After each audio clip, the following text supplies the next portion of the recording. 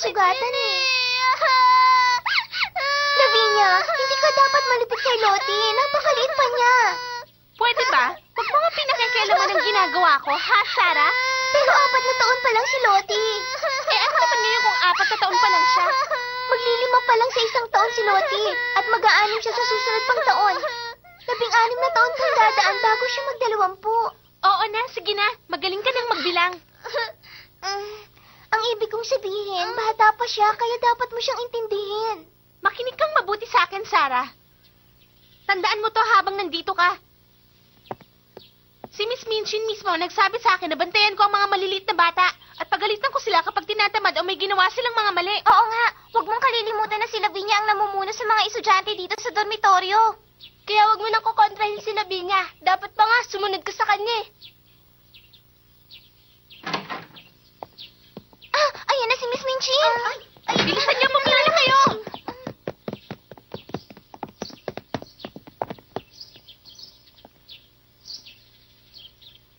Lavinia, nandito na ba ang lahat ng estudyante?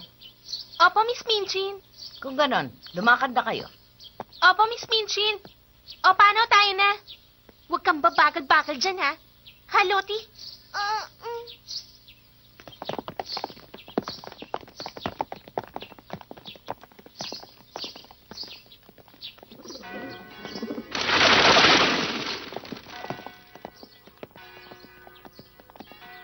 Tignan mo, sila ang mga estudyante ni Miss Minchin, hindi ba? Elegante sila kung kumilos, kahit na mga bata pa sila. Tignan mo ang batang yon. Napakaganda at pino kung kumilos. Oo nga, para siyang prinsesa na nagmula sa ibang bansa.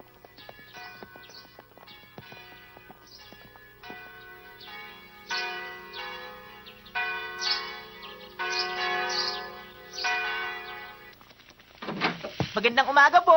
Pahingi po ng tubig, ah. Wow, ang bango naman po niyan. Ano po bang tanghalian ngayon? Ha? Patatas lang ang para sa'yo, Peter. Hindi po yung sa akin. Yung tanghalian po ni Miss Sarah ang gusto kong malaman. Scotch-style soup of mutton at kidney pie para kay Miss Sarah. Aba, mukhang masarap po yun, ah. At espesyal. Mula nang dumating siya, palagi na kami nagluluto ng espesyal na potahe. Yun kasi ang utos ni Miss Minchin. Ah, ganun po ba?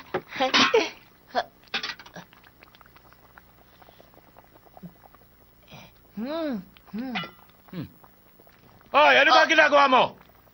Tinitigman ko lang naman po ang espesyal na niluto nyo para kay Miss Sarah, eh. Ikaw talaga! Tingnan niyo po, Mr. James. Nasusunog na po yung niluluto nyo. Ha? Hoy! Hoy, ikaw! Ikaw talaga! Maghugas na kayo ninyong mga kamay at kakain na.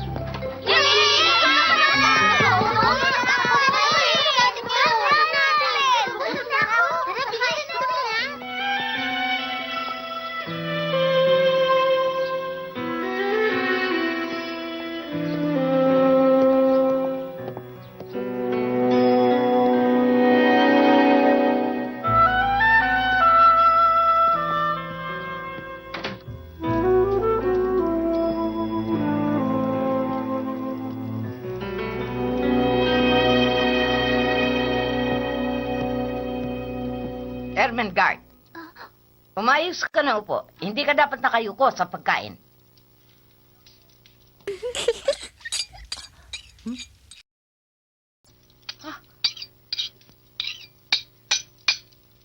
Lottie. Lottie. Hindi mo dapat pinaglalaruan ng mga kubyertos. Pero... Huwag kang sumagot, ha? Pero Miss Minchin, ayoko pong kumain. Ano ka mo?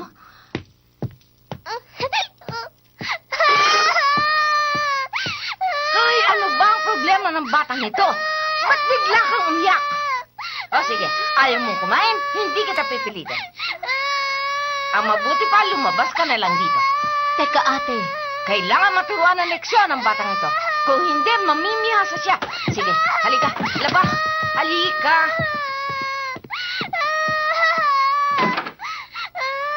Sige.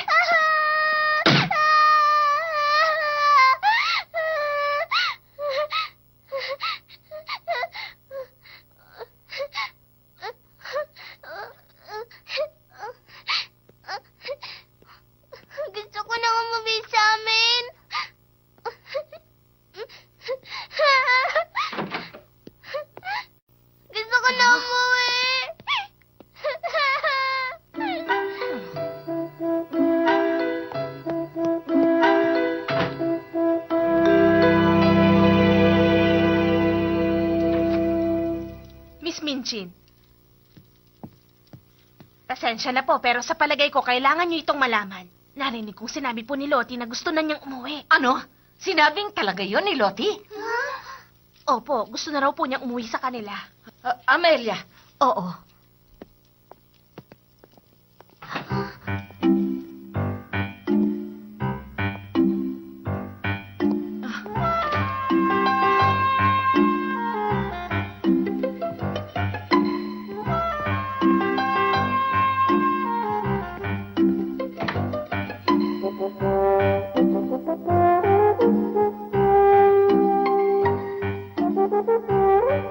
Ate, mukha ngang lumabas si Lottie.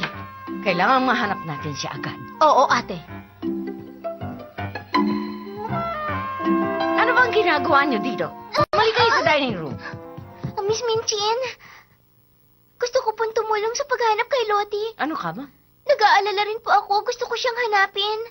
Hayaan niyo pong tumulong ako sa paghahanap kay Lottie. Oo nga pala. Kung sa bagay, meron ka nga palang karwahe. Ha? O sige, pinapayagan na kita. Pero kailangan mong bumalik pagkalipas ng 1 oras. Opo, Miss Minchin.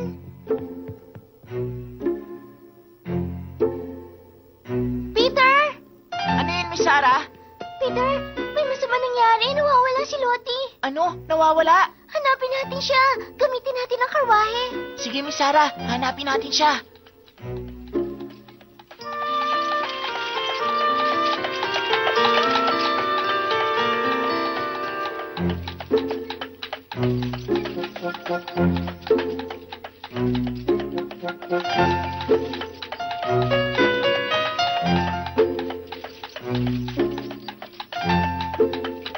Ah! Ayun siya! Ho! Ho! Yeah!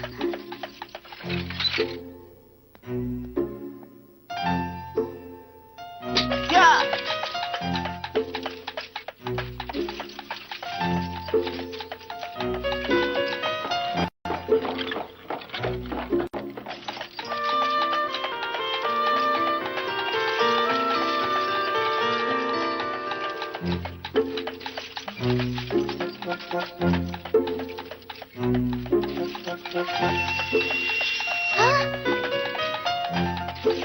Peter, subukan natin doon sa estasyon ng tren. Sige po, Miss Sarah. Ihihinto ko po ron.